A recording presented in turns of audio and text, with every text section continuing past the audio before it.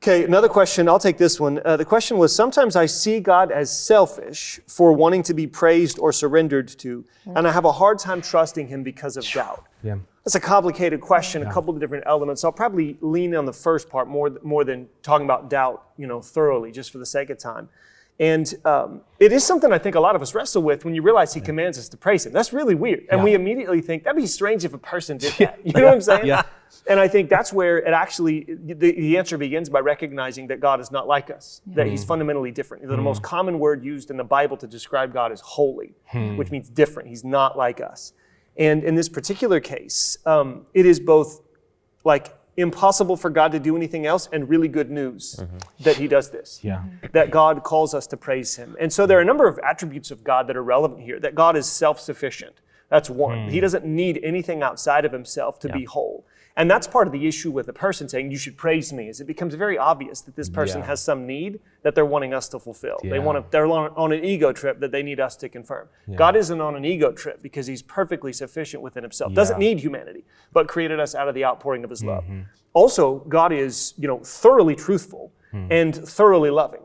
And so he can't act in a way that is inconsistent with reality, and he always acts for the good of, he wills the good of others. Of the people he made. And so because God is and knows he is the most satisfying, I don't want to say thing because he's not a thing. Nothing in the world is as satisfying as God. Nothing brings us more joy and completion than worshiping God thoroughly and then praising him.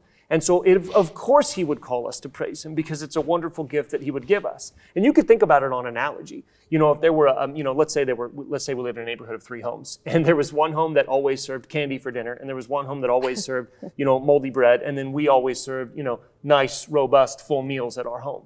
We would want. Can't you tell? That's right. We would like unapologetically and unashamedly invite everybody over to dinner at our house. We want y'all eating at our table every night. And it's not because, we're on some ego trip. It's not because we need people in our home to feel good about ourselves. It's because we know that this food is more satisfying and full and healthy, and we want people to experience it. So that's more like what is happening. Whenever God is telling us to praise and surrender, it is because that is what is absolutely best for us, and that is in keeping with the truth of reality, that he is God.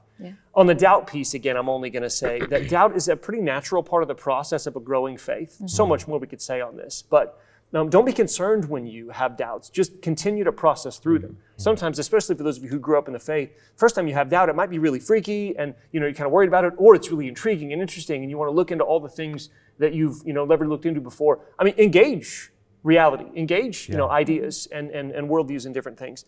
But don't forget to come back around to understanding your own faith at a more mature level, and to dig deeply into what the scriptures actually teach, not just what you may have seen on whatever TikTok or whatever, and lean into to God. On the praise piece, don't you think a lot of it comes down to as well, like this notion that we think of it in terms of like a worship service, going to like I'm going to be in a worship service. Show up and sing forever. Forever, like. Oh my gosh. Yeah, like it. No thanks. Yeah, so I think that's what trips a lot of people up. Leaders. Love you guys. I think that's what trips a lot of people up. Yeah. And that's understandable, right? But I think one of the things that makes worship hard for us is that we're being pulled in so many different directions in our life.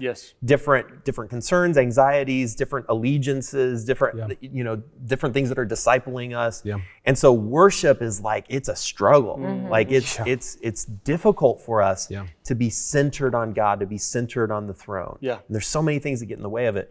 But I like to think of it in terms of like, when we're praising God, we are finding our true purpose. We're discovering, and not my true, but the true purpose for me. Yes, exactly what you right. mean. Yes. And so we're finding fullness. We're finding completeness, and in some respects, we're discovering what we are really made to be, and what we're really made to do.